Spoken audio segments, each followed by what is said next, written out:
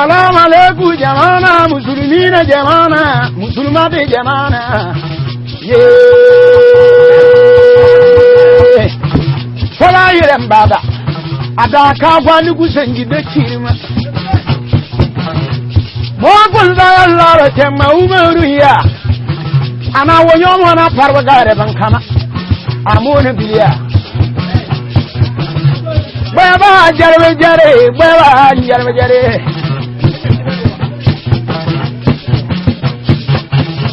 Jarwe jare.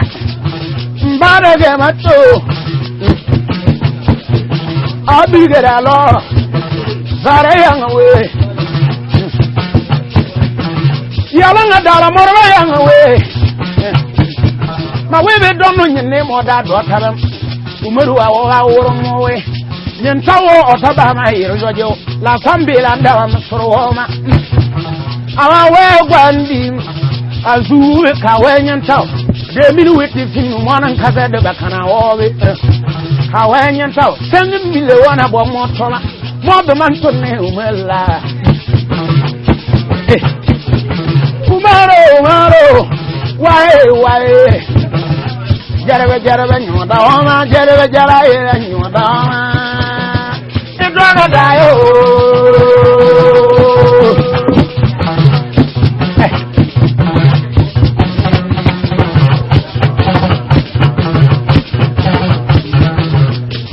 Jara Dunia ya lola Monu ndala sambila ndu Moku gwelu furfur awabe yala kunte damna Waren leka yebe manga Miyo jindama nyene zama damwebe Dule mwendini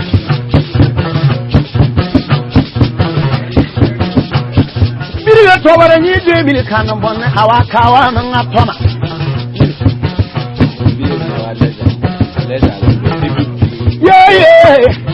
yo komo yowe umala muzie toma mfuruwe mamonye lem usuyu ngwaba anabarka de duniya bo gwaba jen la doy kaole kumangabe hayada zare ni kumbere be ya kamo gwa minwe anadampa na woni kumira bobo utim ngaya pe mangam akugwa yulere nduriya bobe kunte ta kana kewe meso aya razare biye ni transferen ya aje muslima nyodana ya kino jammo bitino wadana mujira mondon to gargarana kona sanno nyenna mombe nana mon labo forodo kuuti kire modon mona balabe ye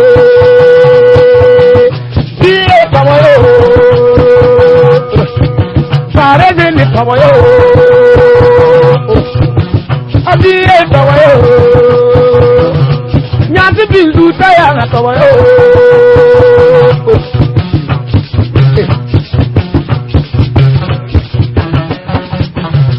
kira hora na osirwe kiru kuma dan kino balabe abarere patene sabaru kirwe mangawa mo yere manga kirma kayu mo ciwer man kanambe aseta nyoda mo wonna dinga sabaru kirwe mama ba mo kumba kunyo ye wenna duniya zinwe nyowana yere ni jiwe doy yina wara kutu salma ka gwayar ma ba sambo wana karo aduwe mbara daga mo nyukumbere kan tagama dinne ka bu kutere ba ozo adokom nyukumbere kan tazono bale dinne ka yaran tenye ba zo shire nyukumbere kan pufodo dinne ko be yire men sabe ba abana wumbaji anan dokone aliriwe yo daga mo na fitune nyukungu wane wala danga na ge nile mpore nunkazana kabo gumela bata ge na garo akoba we anado zolambene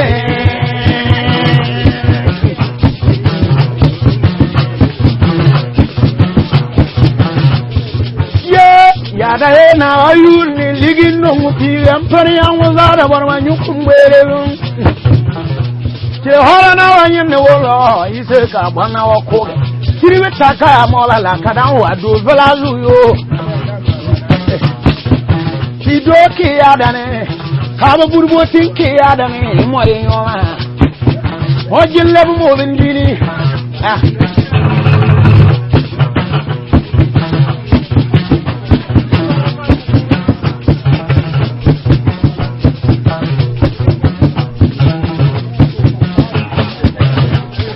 Yeah.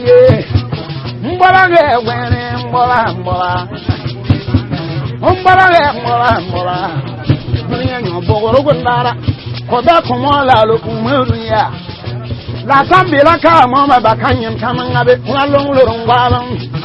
Koma lor tan la bansi angaya. Kanyem tamanga. Idana dayo.